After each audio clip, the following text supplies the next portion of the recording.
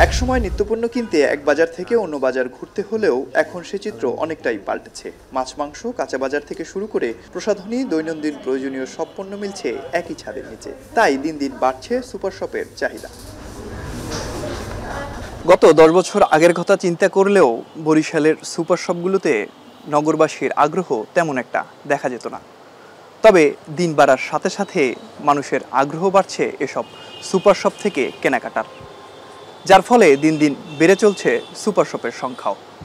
এবং এই সুপার শপগুলো থেকে কেনাকাটা করতেও স্বাচ্ছন্দ্য প্রকাশ করছেন ক্রেতারা। বাজার মানেই যেন অপরিচ্ছন্ন আর ভিড়ে ঠাসা অস্বস্তিকর পরিবেশ। আবার দরদাম করতে গিয়ে মেজাজ ঠিক রাখাও দায় হয়ে পড়ে অনেকের। এমন তিক্ত অভিজ্ঞতার বিপরীতে শহরের জীবনে খানিকটা স্বস্তি এনেছে সুপার শপ। বরিশাল নগরীর বাসিন্দা তমালিকা সাহা অফিস শেষে সুপার শপে এসেছেন বাজার করতে। একই জায়গায় সবকিছু পাওয়ায় ও স্বস্তিদায়ক পরিবেশ হওয়ায় সুপার শপ থেকেই সংগ্রহ করেন প্রয়োজনীয় সব পণ্য। নগরীর অনেক বাসিন্দাদেরই এখন প্রথম পছন্দ সুপার শপ। এক একটা জিনিস এক এক জায়গায় গিয়ে কেনার সময় সাপেক্ষ, কিন্তু এখানে সুপার শপে আসার ফলে আমরা দেখি যে একই জায়গায় সব জিনিস পাওয়া যায় হাতের কাছে, হাতের নাগালে। ম্যাক্সিমাম সুপার শপগুলি ফিক্সড প্রাইস, আমরা দামের ভেরিফাইটা করতে পারতেছি।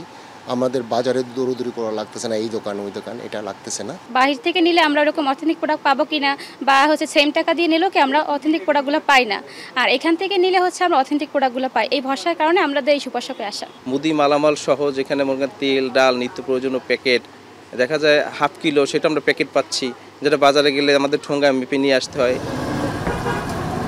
কয়েক বছর আগেও পোশাক সহ গৃহস্থলীর সব পণ্য কেনাকাটায় বরিশাল শহরে কিছু বিপণী কেন্দ্র ছাড়া বিকল্প তেমন কিছু ছিল না। তবে এখন বেসরকারি উদ্যোক্তাদের হাত ধরে গড়ে উঠেছে বাণিজ্যিক মল এবং সুপারমার্কেট। প্রতিটি সুপার শপে প্রতি মাসে বেচাকেনা হচ্ছে প্রায় 80 থেকে 1 কোটি টাকার পণ্য।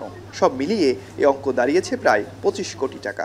বরিশালের মানুষকে একটা বেটার সার্ভিস দেওয়ার উদ্দেশ্যেই কিন্তু আমরা একটা বড় আকারে সুপার শপ নিজস্ব স্থানীয় উদ্যোক্তাদের উদ্যোগে আমরা এটা করেছি। সম্পূর্ণ ভ্যাট ট্যাক্সের মাধ্যমে আমরা বেচা কিনা করি।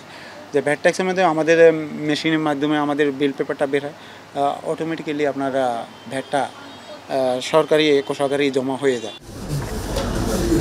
মানুষের স্বস্তির পাশাপাশি দেশের অর্থনীতিতেও ভূমিকা রাখছে সুপার শপ। এ বাবদ রাজস্ব আদায় বাড়ছে সরকারের। তবে সুপার শপে যাতে বাড়তি দামে পণ্য বিক্রি না হয় সেদিকে বিক্রেতাদের সতর্ক থাকার তাগিদ দিয়েছে ভোক্তা অধিকার সংরক্ষণ অধিদপ্তর। প্রথম হচ্ছে যে জনগণ এক জায়গাতেই সব কিছু পেয়ে যাচ্ছে, তাতে হচ্ছে তার সময়টা সাশ্রয় হচ্ছে এক। দ্বিতীয় হচ্ছে সেখানে একটু কম মূল্যে সাশ্রয়ী মূল্যে পাচ্ছে।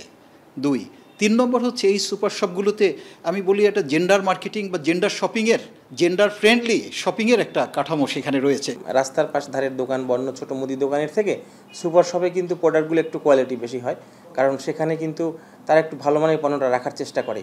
সেখানে লেবেলিং থাকে এবং দাম বাড়ার যে বিষয়টা সেটা বললেন, সেটা আসলে সেখানে তাদের একটা ভ্যাট ট্যাক্সের বিষয় থাকে, তখন হয়তো ভ্যাটটা সেখানে ভ্যাটের কারণে বেড়ে যেতে পারে। বরিশাল নগরী জুড়ে ছোট বড় মিলিয়ে সুপার শপ রয়েছে প্রায় 25 থেকে 30টি। অমিত হাসান, এখন বরিশাল।